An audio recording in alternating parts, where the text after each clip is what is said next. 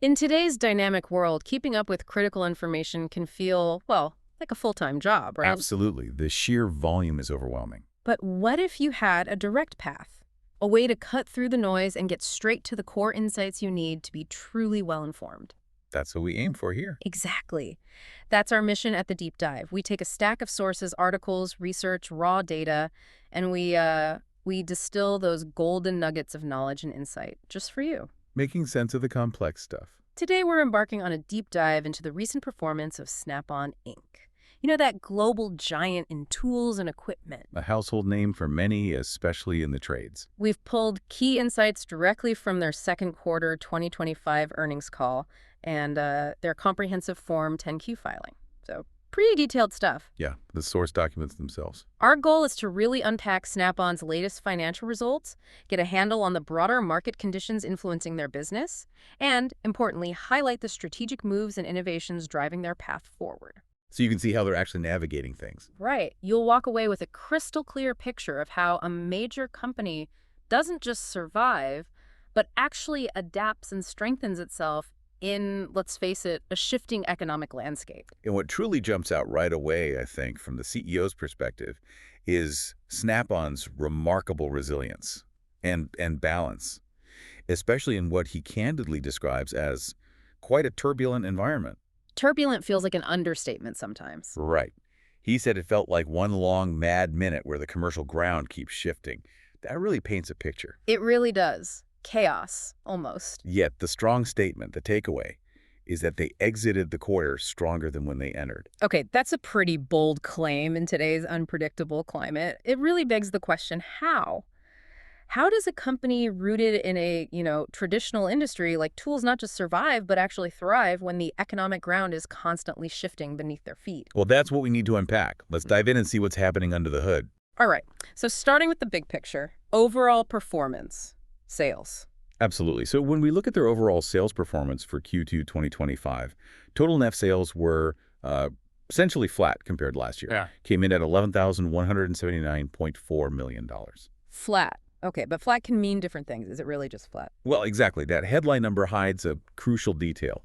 Organic sales, that's sales from their ongoing operations, stripping out currency effects and acquisitions, were actually down slightly by 0.7%, or about $8.6 million. Okay, so a small dip organically. But here's the interesting part. That decline was fully offset by a favorable foreign currency translation of the exact same amount, $8.6 million. Ah, so the weaker dollar maybe helped their international results translate back into more dollars? Precisely. So their global footprint essentially acted as a kind of natural hedge. It cushioned the impact of perhaps some domestic headwinds. That's a fantastic point about the currency effect. It really highlights the strategic advantage of being a truly global player, doesn't it? It certainly can smooth out some bumps. But when we talk about financial health, profitability is, well, often the ultimate test. What does that picture look like for Snap-on? Yeah, good question. And on profitability, their gross margin truly showed some impressive resilience. It stood at 50.5%. 50.5%. How does that compare? It's only a mere 10 basis points. That's just 1/10 of a percentage point down from last year's 50.6%. Really quite stable. Wow, okay. That is stable, especially now. Why so resilient? Well, this stability is particularly notable because it came despite 50 basis points of unfavorable foreign currency effects pushing against it. So currency actually hurt the margin slightly. It did. But they largely mitigated that hit through their internal efficiency programs. They call them Rapid Continuous Improvement, or RCI initiatives, essentially finding significant internal savings and efficiencies. So, okay, despite currency pushing against them, their operational improvements kept that gross margin incredibly stable. That's a strong indicator of internal control, I'd say. Definitely points to operational discipline. But I also saw, looking through the numbers, that their operating income was down a bit more noticeably. What's the full story there? You're right to note that. Operating income before financial services. So, from the core tool and equipment business was $259.1 million. That's down 7.6% from last year's $280.3 million. 7.6%. That's more than just a rounding error. It is. However, the context here is absolutely vital. Last year's numbers, the $280.3 million, included a non-recurring $11.2 million benefit from a legal win. Ah, a one-off event. Exactly. And that one-time gain alone accounted for 100 basis points, a full percentage point of that previous year's operating margin. Okay, so that comparison isn't quite apples to apples then. Not perfectly, no. This year's operating margin was 22%. Last year, with that legal benefit, it was 23.8%. So the underlying drop is less severe than the headline number suggests. Right. And did management comment on why it was still down, even accounting for the legal win? They did. They explicitly stated this year's level primarily reflects ongoing investment. They're putting money into maintaining and strengthening our advantages of product and brand and people. Strategic spending, then. Yes. They believe it's best to emerge from the disruption at full strength. So they're choosing to invest now. So it's less about a fundamental decline and more about a calculated strategic choice. Investing for the future, even if it pressures short-term margins a bit, that's a really key distinction for understanding their long-term vision. It frames the numbers very differently. And what about the bottom line, their earnings per share, the EPS? How did that shape up? Diluted EPS for the quarter was $4.72. That was down from $5.07 last year. Okay, down about 35 cents. Right. But again, we need to peel back the layers here. A total of 25 cents per share in specific headwinds impacted that year-over-year comparison. 25 cents just from specific items? Like what? Well, 16 cents of that stemmed directly from last year's one-time legal payment benefit we just talked about. Okay, that makes sense, the comparison effect. And then an additional 9 cents came from higher pension amortization costs this year. Yeah. Basically, the accounting costs associated with their employee retirement plans were higher. Got it. So what this all means for you, the listener, is that while some of these numbers, like operating income or EPS, might look a little softer at first glance, understanding the specific contributing factors, whether it's a non-recurring benefit from the previous year, those pension costs, or, importantly, the significant strategic investments they're choosing to make, gives you a much clearer picture of their underlying operational strength. Right. It's not just about surviving the turbulence. Exactly. They're not simply trying to weather the storm. They're actively building, investing for long-term competitive advantage. It seems quite deliberate. Proactive stance, yes. Let's shift our focus now from the financials more to the ground level.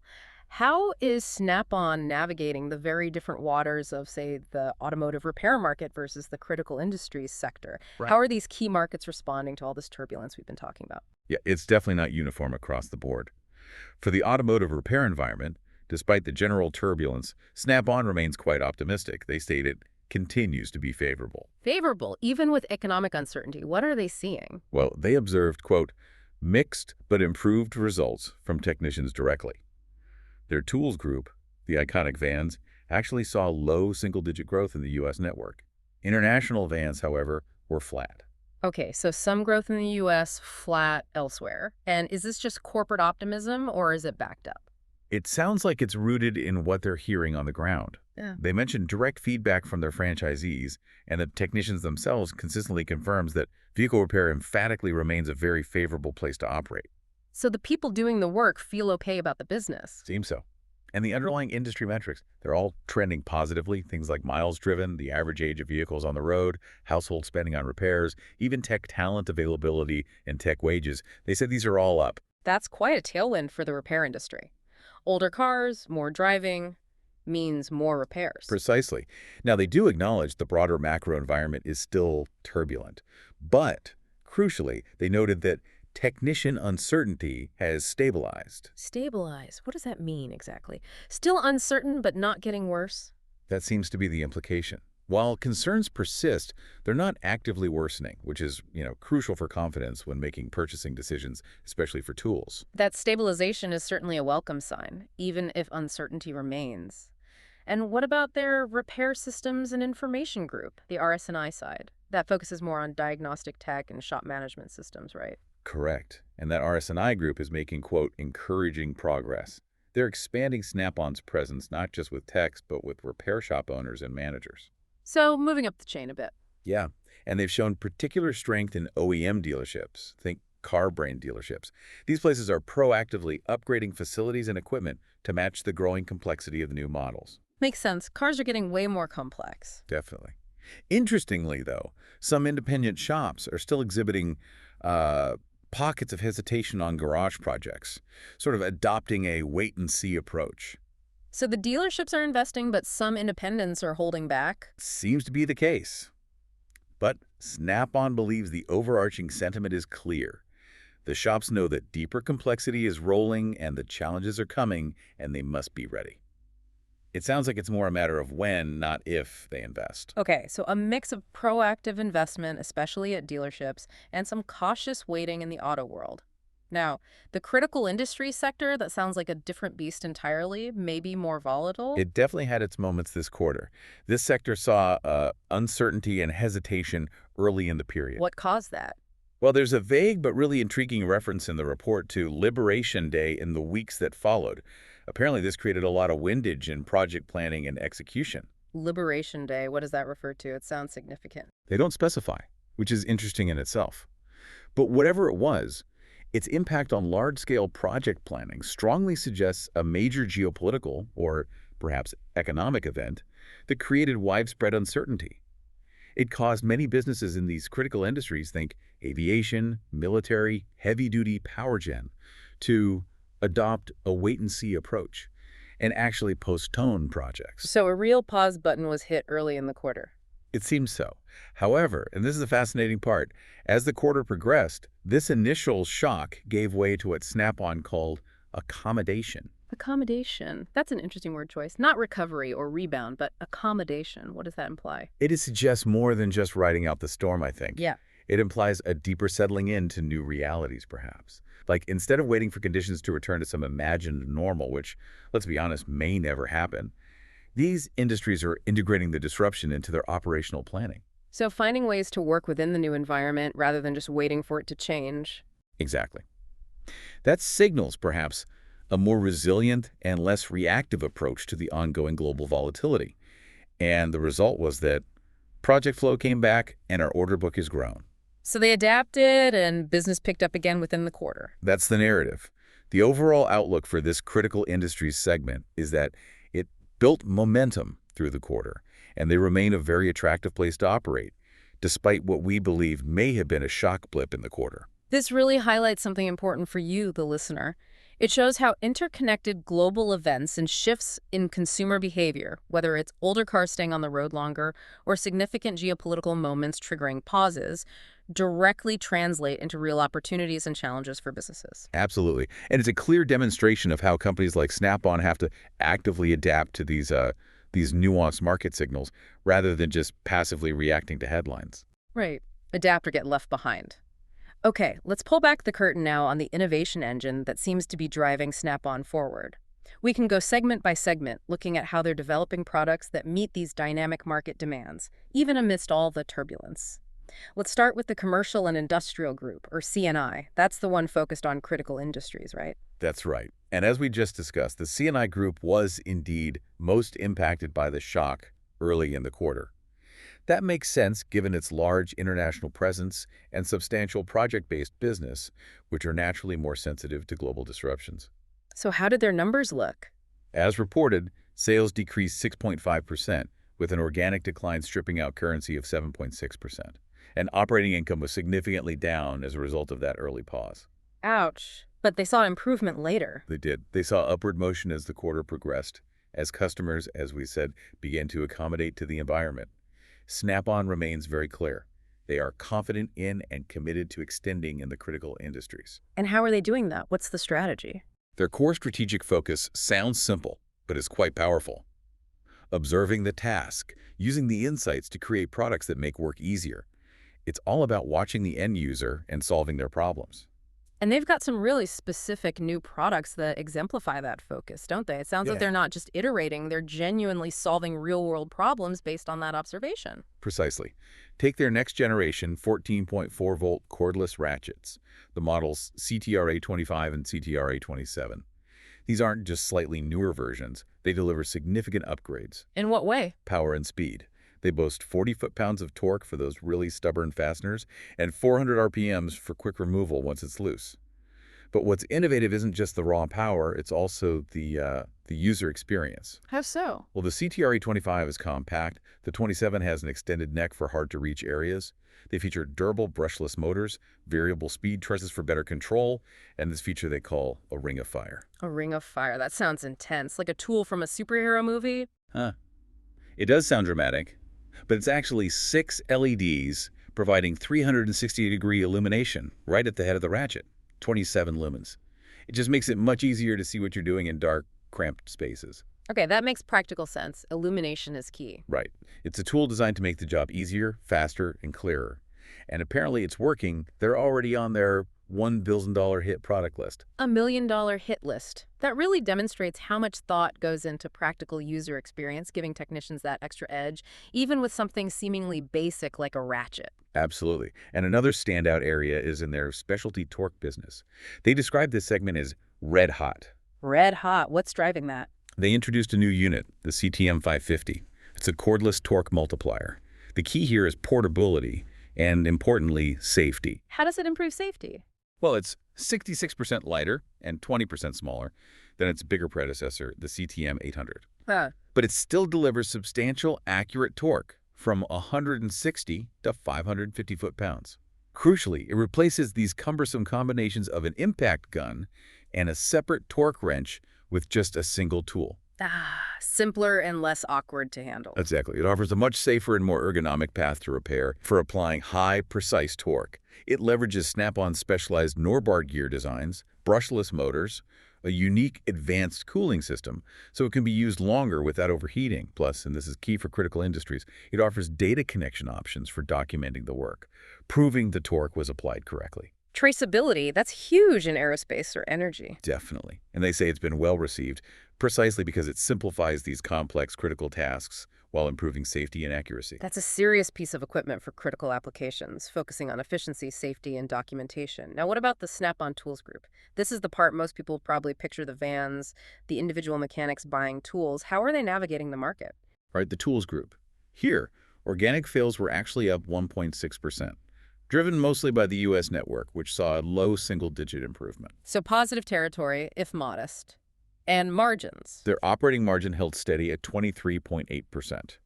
And they made a point of noting this was one of the group's top margin levels ever achieved against the wind, as they put it. Against the wind. So still challenging conditions. Definitely. And here's a crucial insight they shared. They observed technicians are, quote, still cash-rich, but confidence poor. Cash-rich, confidence-poor. That's a fascinating dynamic. What does it mean for buying behavior? It led to hesitation, specifically on long-term obligations. So things like financing big purchases, new loan originations through their credit arm were down 4.9%. And sales of large, expensive tool storage boxes also decreased. People holding back on the big commitments. Exactly. And this directly prompted a strategic pivot to faster payback items. Tools that offer immediate value and solve problems now. This approach is apparently gaining traction as technicians grapple with continuing wars, rapid-fire announcements in the Capitol, and the threats of inflation. They want tools that pay for themselves quickly. That confidence-poor observation really explains why a pivot to faster paybacks makes so much sense. When people are hesitant about big financial commitments, smaller, high-value items become more attractive. So what kinds of tools are driving that strategy? What are these faster payback items? They highlighted several really good examples, all focused on solving specific, often annoying problems. First, there's the radiator pick set, model SGA S102. Okay, sounds specialized. It is. It's a simple 7-inch two-piece set with unique hook and straight designs, built in Elkmont, Alabama. But its value is that it allows technicians to extract the hose with ease in today's incredibly jam-packed engine bays without having to remove fan shrouds or a bunch of other parts first. Saves a ton of hassle and time. Precisely. It's a classic time saver, pure and simple, and it quickly became another $1 million hit product. Amazing how something seemingly small can have such impact. What else? Then there's the stubby ratchet, model FKC72, produced down in Elizabethton, Tennessee. This is their smallest 3-inch ratchet ever. They described it as tiny, about the length of your pinky finger. Tiny. Why so small? Access. Its innovation lies in its incredible ability to get into tight spots. You can reach wherever your fingers can reach. But despite its tiny size, it apparently offers great strength due to Snap-on's unique dual pole system. And it has a 72-tooth gear design, which means it only needs a 5-degree swing arc to turn a fastener. Another access enabler in cramped I spaces. can absolutely see how those tiny tools are essential in today's increasingly cramped engine compartments or dashboards. It's all about empowering technicians with access, getting the tool where it needs to go. Exactly. And continuing that theme of access and problem solving, they redesigned their 15-inch extra long needle nose pliers. Long pliers, okay. What's special about them? These are cold forged at their Milwaukee plant. Apparently, that's a difficult manufacturing process, but it yields greater strength and delivers tighter tolerances in the tool. Their long plier neck reaches through restricted openings, like deep into an engine bay. And the shaft strength provides, they claim, 85% more gripping power than other models. 85% more grip. What's the benefit there? Think about dropping a bolt or a nut down into the engine somewhere you can't easily reach. These pliers are designed to retrieve those dropped parts without needing major disassembly. It's a real time saver, preventing a small mistake from turning into a huge job. And guess what? Let me guess. $1 million hit product. You got it. Another $1 billion hit product.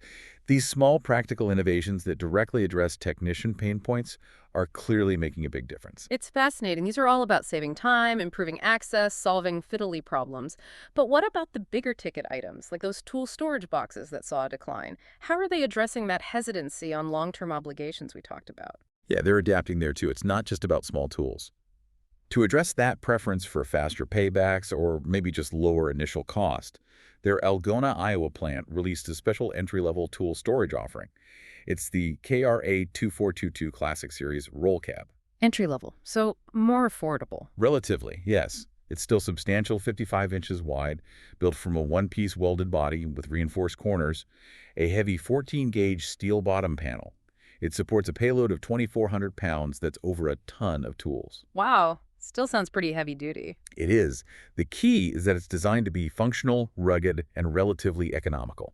It offers the core snap-on durability, but perhaps without all the bells and whistles of the top-end models, making it a more accessible, lower-commitment option for technicians who are feeling cautious. And apparently they're offering them in some eye-popping two-tone paint schemes, too. The CEO even mentioned his favorite black case with extreme green doors and black trim. Huh. A bit of style doesn't hurt. And is this new series working? They said this new Classic Series has already seen significant demand. So it seems that pivot to offering a more economical, faster payback storage option is hitting the mark. Adapting the product line to meet the current customer sentiment? Smart. Okay, let's move to the third major segment, the Repair Systems and Information Group, or RS&I. This focuses heavily on diagnostics and software, right? How did he do? RS&I had a truly strong performance this quarter. Sales were up 3.0% overall, with an organic gain of 2.3%, so solid growth. And profitability. Even better. Their operating margin impressively increased to 25.6%. That's up 60 basis points from last year. And they highlighted that this marks an increase year over year for 12 of the last 13 quarters. 12 of the last 13 quarters. That's incredible consistency, especially for operating margin improvement. What's driving that sustained momentum in RS&I? They attribute it largely to the rise of software and the power of RCI, those internal efficiency initiatives again. On the sales side, key growth drivers included high single-digit advancement in their core diagnostics and information products, and, significantly, strong double-digit improvements in our OEM businesses. Ah, back to the dealership. Exactly. This tells us those OEM dealerships are clearly investing heavily in upgrading their diagnostic facilities and equipment to handle the growing complexity of new vehicle models.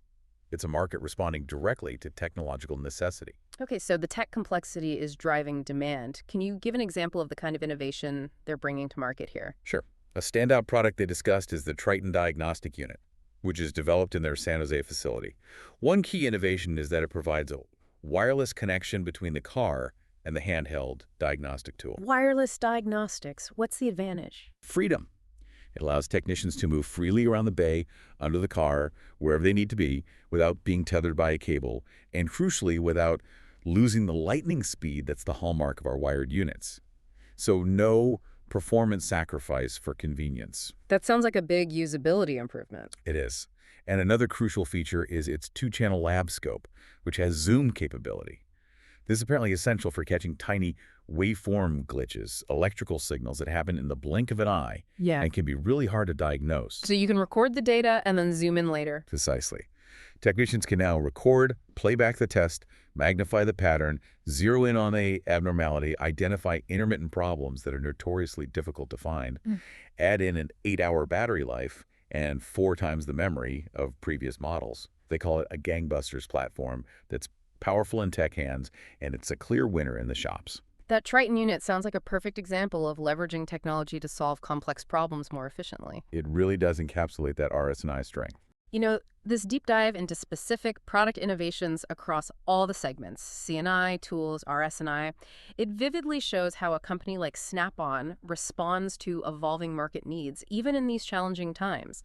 You can really see how that principle of observing the task, really understanding the technicians or the user's daily pain points, and then focusing the innovation on user experience, whether it's enhancing access with tiny tools, time saving with specialized pliers, safety with the torque multiplier, or accuracy with advanced diagnostics. Hmm.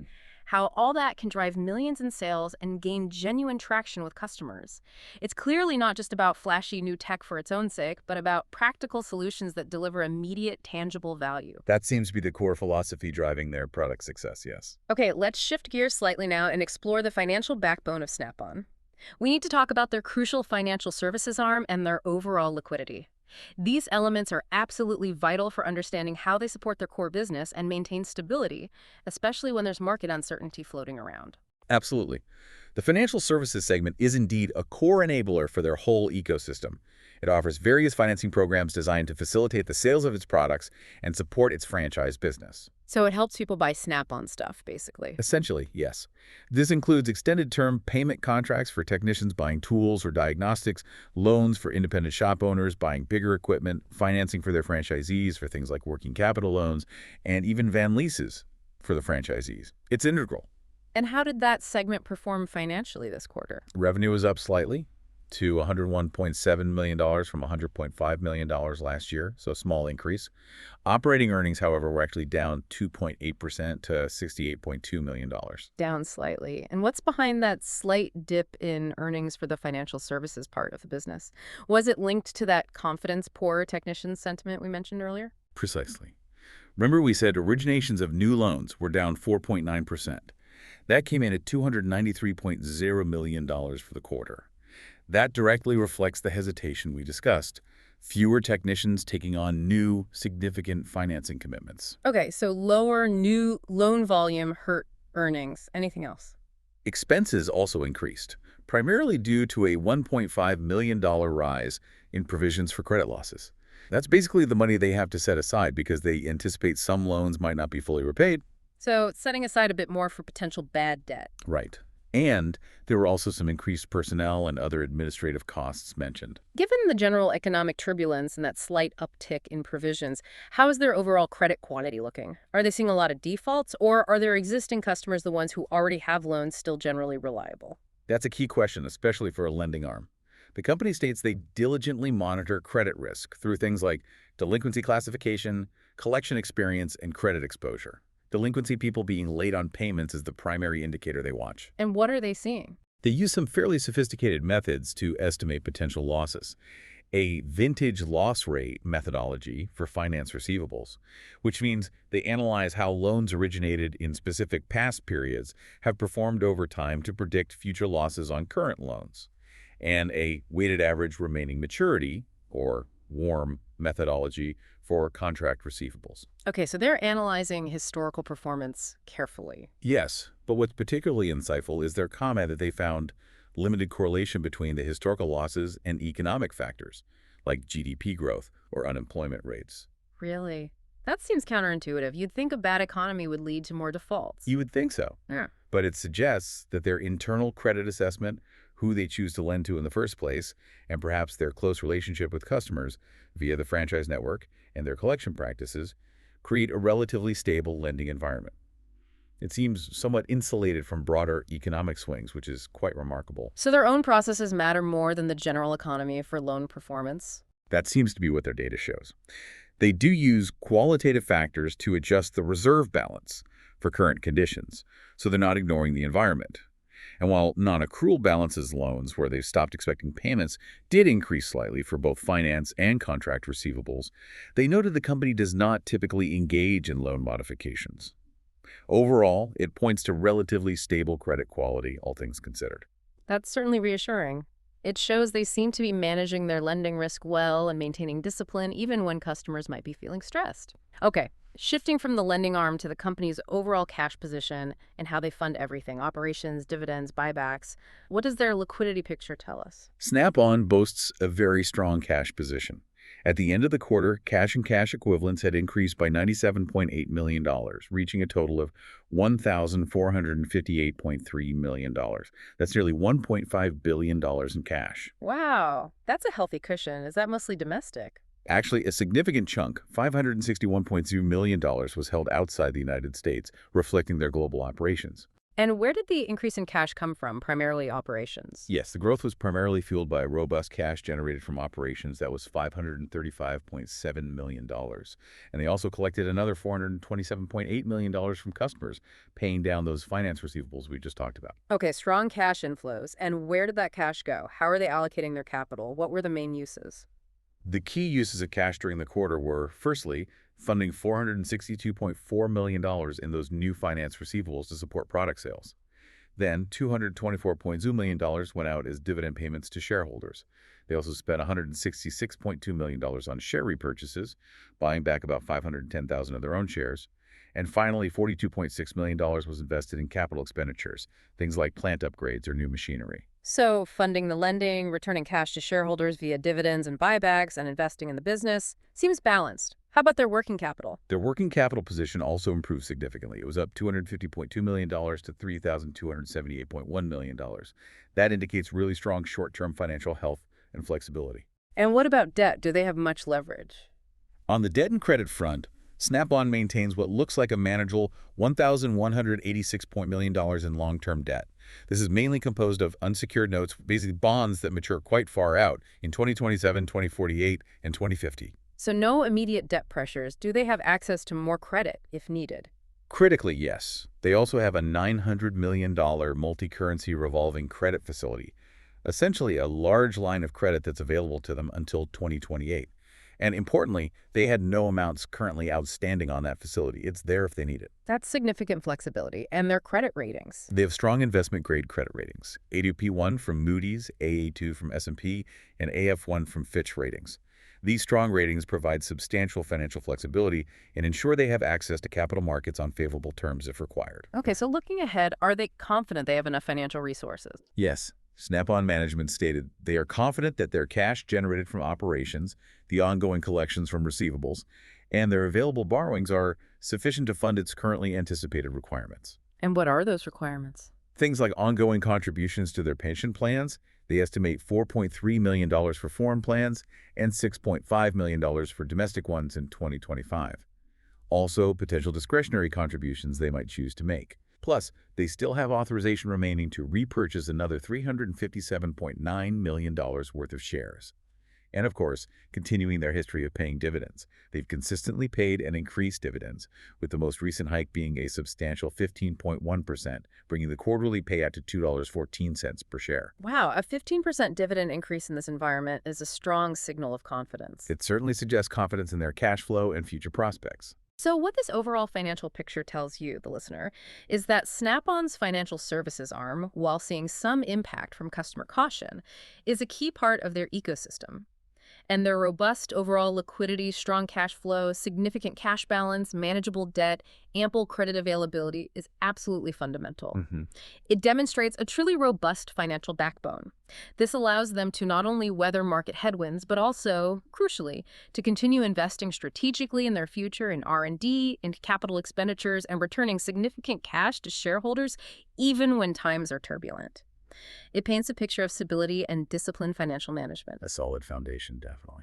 So let's wrap this up. We've just completed a pretty deep dive into Snap-on's second quarter 2025. And what emerges is a picture of a company that is, I think it's fair to say, not merely surviving, but actively adapting and innovating in what everyone agrees is a truly turbulent global economy. Yeah. Turbulent and accommodation seem like the keywords for the quarter. Right. From those resilient gross margins, bolstered by their internal rapid continuous improvement initiatives, to that really interesting strategic pivot towards faster payback tools aimed squarely at hesitant technicians, and the consistent, impressive rise of their software-driven diagnostic systems in the RS&I group. It really does seem like Snap-on is actively shaping its future despite facing significant headwinds. This isn't just about parsing financial numbers on a page, is it? It's really a compelling case study. It shows how a company can leverage continuous product development born from that deep observation of the task. Hmm. Combine it with market responsiveness, like shifting to meet that confidence-poor sentiment, and underpin it all with a strong financial foundation. That combination allows them to navigate these incredibly shifting landscapes and, as their CEO aptly put it, even emerge stronger. Absolutely. It feels like a masterclass in corporate resilience and strategic adaptation in real time. And as we close this deep dive, here's a final provocative thought for you, our listener, to consider. Okay, let's hear it. We heard that the critical industry sector, after experiencing that initial shock blip, whatever, Liberation Day, was then found accommodation and actually built momentum as the quarter progressed. Right, they adapted. So the question is, what might this accommodation in a key globally connected industrial sector signal about the broader global economic landscape's ability to absorb and perhaps integrate significant geopolitical or trade-related disruptions in the months ahead? Is that resilience, that adaptation, repeatable? And how quickly can other industries follow suit and find their own form of accommodation? That's a really interesting question. Is that shock absorption capability becoming more widespread? Exactly. Something to mull over as you reflect on this deep dive into Snap-on's journey through the turbulence.